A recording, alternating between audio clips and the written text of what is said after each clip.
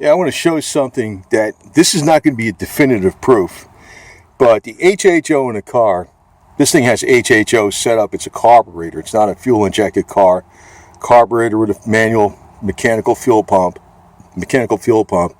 And the switch for the HHO only works.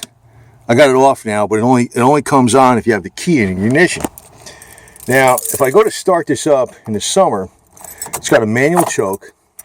If I use no choke, I'm going to pump the gas a few times. Usually I won't get it started. Well, I lied. I lied. It started right up. Normally, it won't start up until, I found this out. Sometimes if I had this thing off, I turn it on, I have the key on, right? Just for example, huh?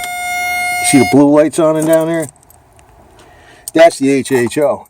And normally I can't start it without the choke. I would be able to, but normally I don't start it with the choke in the summertime.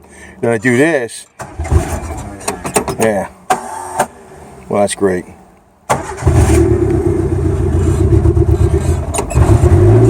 Wasn't giving any gas. Normally, yeah, there you go. A piss poor example, but the truth is, I wouldn't be able to convince anybody anyway, because if I tried to start it without putting the HHO on, and I pumped it a couple times, you would think that's because I pumped gas into it and then it finally started. But I found out when I turn that switch on, I leave the key on for a few seconds or so. Some of that HHO gets in the carburetor and it starts up quicker. But that could be very, very handy if you're starting it up in the winter time if you have a carburetor car. It's hardly pulling it. See the amp gauge? It's hardly doing anything.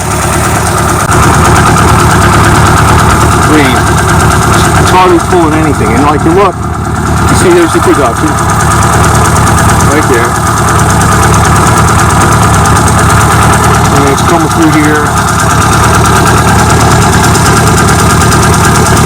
Going through the bubbler. But it's I don't have it set that high, but that's enough to get it going. And that's the thing. See the production in a bubbler.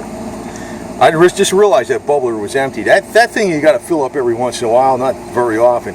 This thing, pretty much never have to fill it up. You can see the water. You can probably see it up going through there.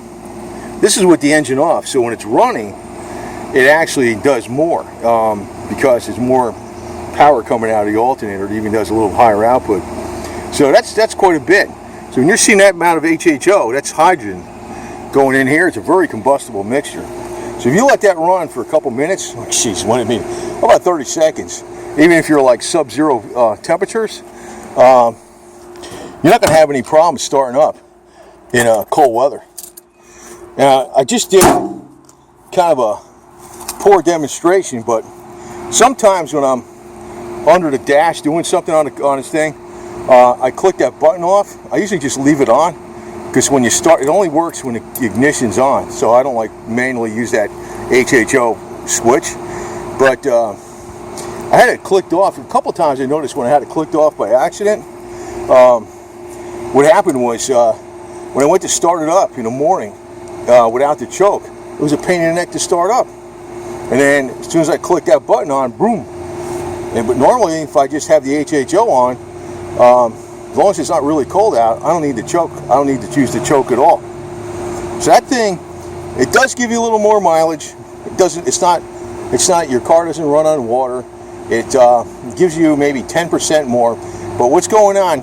You got to think of it this way. It's not energy for free.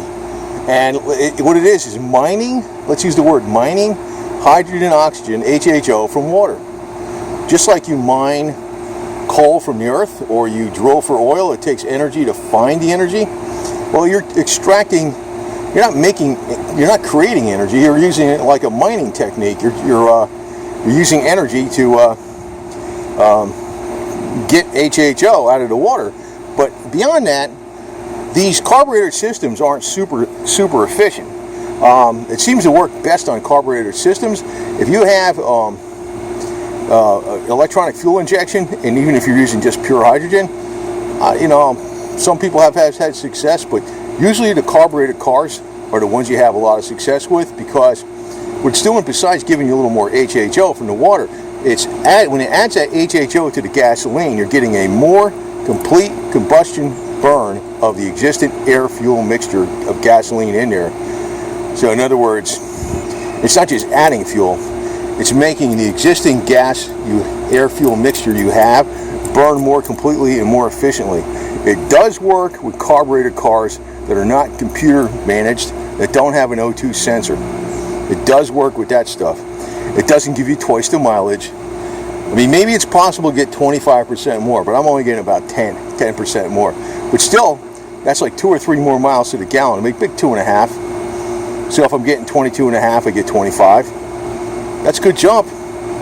That's a good jump. And I've had this thing I've been driving this since September 1987. Very familiar with the mileage, and I have tested it a bunch of times. It does get a little bit better mileage. Not 50% better, not 25% better, not double, but about 10%, maybe 15 tops. You know, but I'd say conservatively 10% better. But it does start better in the morning. That was a piss poor example, but that's typically not what I encountered. I just did this off the cuff. I figured I'd present this, because no matter what I do, you know, even if I showed it not starting, then I flipped the switch, it started. Somebody would say, well, that's because you pumped the gas. But I found this out over the last couple of years. Normally I leave that switch on, but whenever that switch is off and I go to start it in the morning, it's harder to start unless I use the choke. So that thing, it does work. It does work.